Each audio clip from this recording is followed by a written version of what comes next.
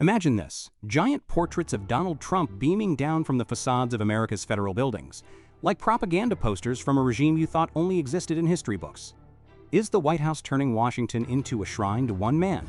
Or is this just the latest flashpoint in our endless partisan tug-of-war? Stick around, because what started as a Labor Day gimmick is now exploding into a full-blown crisis over power, money, and the soul of democracy. Welcome to Libo News, where we cut through the spin to uncover the truth. I'm your host, and today we're diving deep into the banners that have Capitol Hill in meltdown. You know that feeling when a single image hits you like a gut punch? That's what Democratic lawmakers are describing right now. Last week, massive banners, each one featuring a larger-than-life photo of President Trump under the bold slogan, "American Workers First," went up on 3 key federal buildings in D.C. We're talking the Department of Agriculture, Health and Human Services, and the Department of Labor. These aren't subtle signs. They're impossible to miss, draping entire sides of structures that house the machinery of our government. And in a city already buzzing with election fever, they've ignited a firestorm. It all boiled over with a bombshell report from California Senator Adam Schiff, a Democrat who's no stranger to clashing with the Trump administration. Released just this week, the report accuses the White House of dipping into taxpayer pockets to fund what Schiff calls straight-up propaganda. The numbers?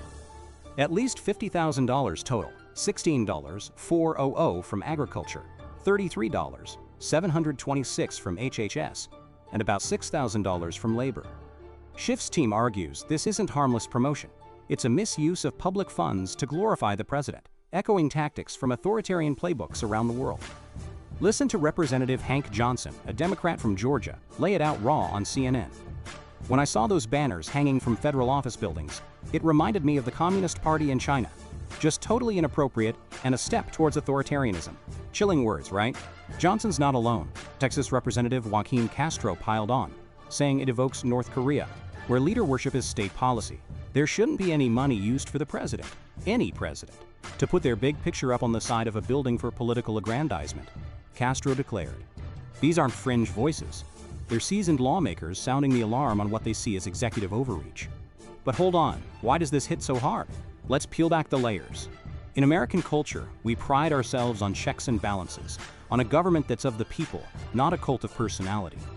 These banners aren't just a core, they're a visual flex of power at a moment when trust in institutions is scraping historic lows. Gallup polls show only about 26% of Americans approve of how Congress is handling its job, and faith in the executive branch hovers around 40%. When federal buildings, symbols of impartial service, start looking like campaign billboards, it erodes that fragile trust. Democrats argue it's not about Trump specifically, it's the precedent. If $50,000 can buy a president's face on public property today, what's next? A $5 million mural? And in an era of deepfakes and misinformation, every dollar spent on optics feels like a betrayal of fiscal responsibility. Schiff's report doesn't pull punches on the why either. It claims the administration greenlit these as part of Labor Day outreach, but let them linger for broader America 250 celebrations, marking the nation's 250th birthday in 2026. Positive feedback from the public? Sure, the Labor Department says they got rave reviews and are even reinforcing the banners for free now. But critics like Dylan Hedler-Godet from the Nonpartisan Project on Government Oversight see red flags.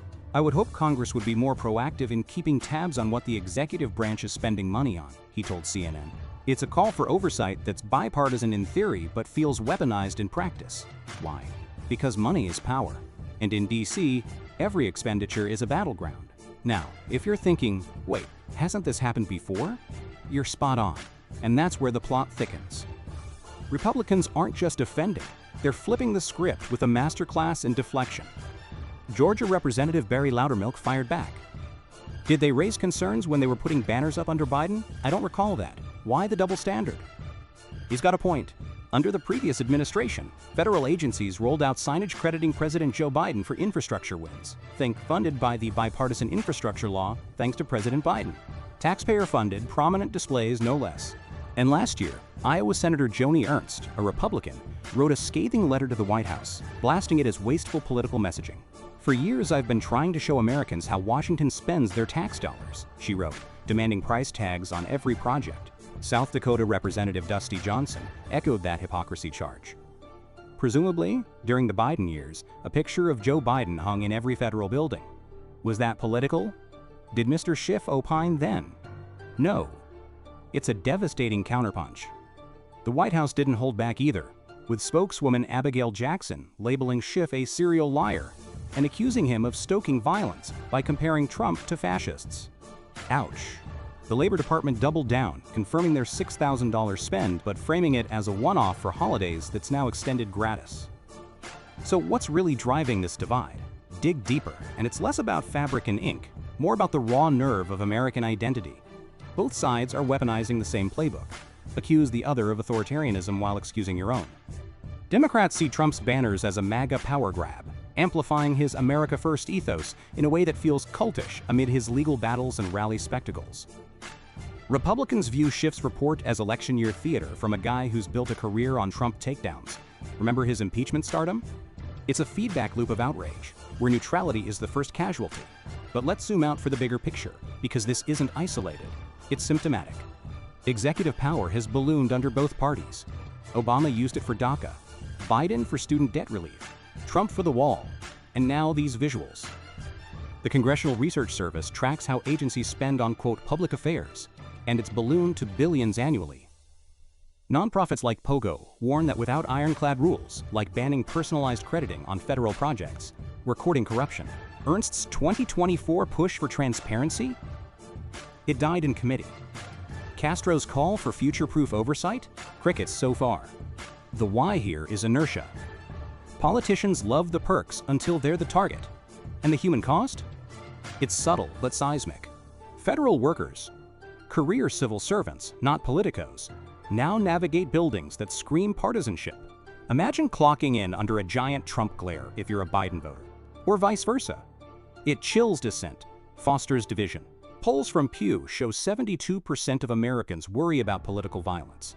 Stories like this feed that fear. Yet, on the flip side, these banners tap into a real hunger for leadership symbolism.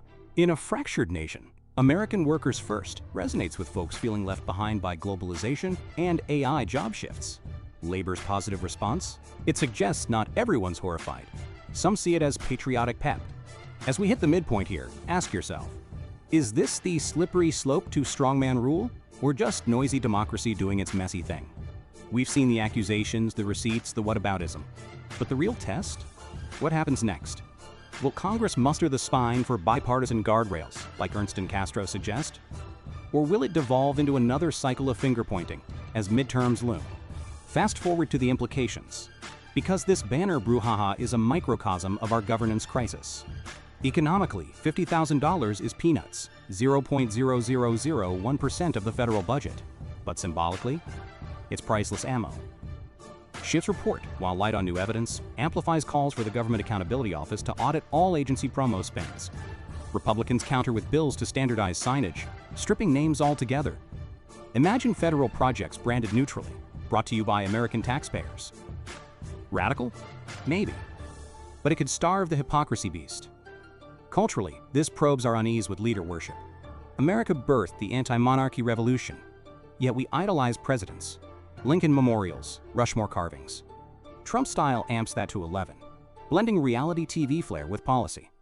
Democrats, China/North Korea analogies? They're potent because they tap historical trauma, McCarthyism, Watergate, January 6th. Republicans, double standard jabs? They land because Dems did stay mum on Biden's sides. Neutral observers like Hetler Gaudet urge proactive ethics. Keep tabs early or regret it later. In the end, these banners aren't just cloth. They're a Rorschach test for our republic. Do they herald authoritarian creep or harmless hype? The truth, as always, lies in the gray. A symptom of unchecked power, yes, but one both parties have nursed. To fix it, we need less tribal howling, more structural steel, laws capping promo budgets, mandating anonymity on public works. Until then, expect more spectacles, more spending, more suspicion. What do you think? Overblown drama or real red flag? Drop your take in the comments, smash that like if this made you rethink DC's optics, and subscribe to Libo News for unfiltered dives into the stories shaping America. We've got more coming on election wildcards. Don't miss it. Thanks for watching. Stay vigilant, stay engaged, see you next time.